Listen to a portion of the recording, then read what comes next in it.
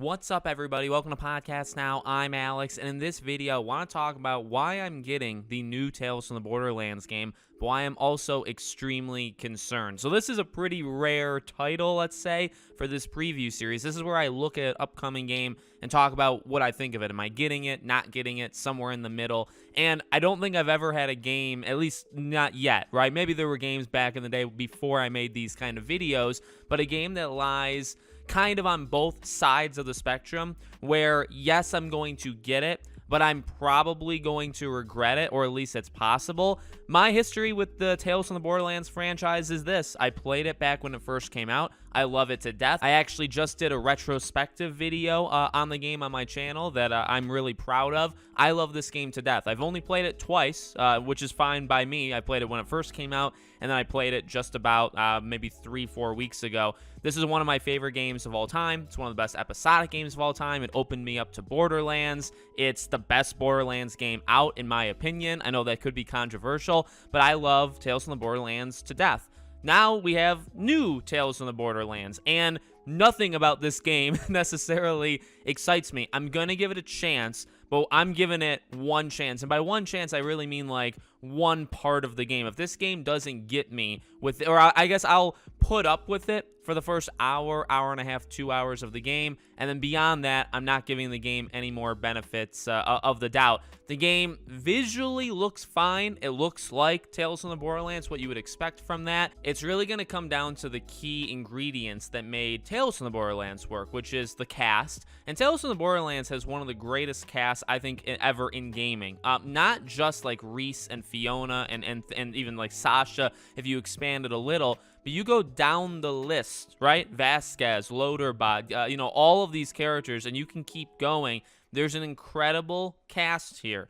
So that's a huge part of it. The story takes a bit to get, I'd say, running in Tales from the Borderlands. But once it does, I think it's extremely good. And it just serves of getting the characters from point A to point B. And then it lets the characters and their arcs and their individual stories kind of take over. So it really lies on those characters. I would say that is the biggest aspect of why Tales from the Borderlands work, is there's emotion, there's heart, there's comedy, there's all of these things, and the story just kind of gets you, on the track, and then the characters take over from there.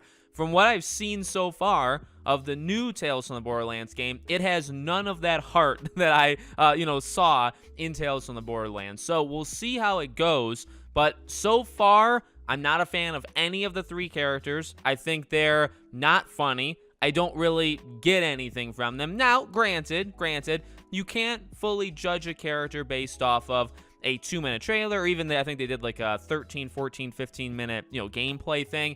That's a little bit better. You can probably gauge them just a little bit off of that, and I'm still not impressed. But, wait for the full game, get the full experience. That's why, of course, I'm coming across negative, because I'm really not a fan of what they've shown. I don't think the story is going to be all that great. The characters just give me very, very bad vibes. I don't think that they're going to be able to pull it off. With that being said, they did hire some of the Telltale employees that worked on the original Tales of the Borderlands, but this is still not the full team. This is Gearbox. This is you'd imagine the majority of their writing team, their team in general, that's been very spotty for a long time. That's kind of the biggest thing, right? This game lives off of the characters' dialogue and lives off of these characters' personalities.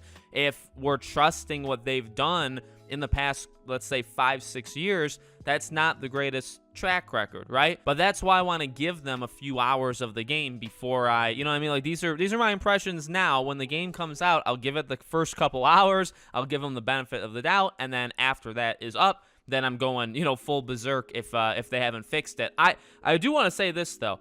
I would want nothing more than for me to be proven wrong. I would want, this would be incredible if I went into this game thinking how I do, being maybe pretty negative. This is one of the most negative, topics I've ever discussed, because I love Tales from the Borderlands, and I think they're killing it in a negative way this time. But I would want nothing more than to go in with this attitude and be absolutely blown away. In fact, with lower expectations, which I think is what I kind of have, I could imagine being impressed because I have such low, So I want that. And if I get that, that would be incredible. So I will gladly eat my words on this and say when the game comes out. And this is part of the reason why I want to do it too, is because of coverage, just because I really want to be there when this game launches and be part of it. And when it does come out, and when I do play it, I would want nothing more than in the review to say I'm an idiot and I was wrong and this game is actually phenomenal and this game lives up to.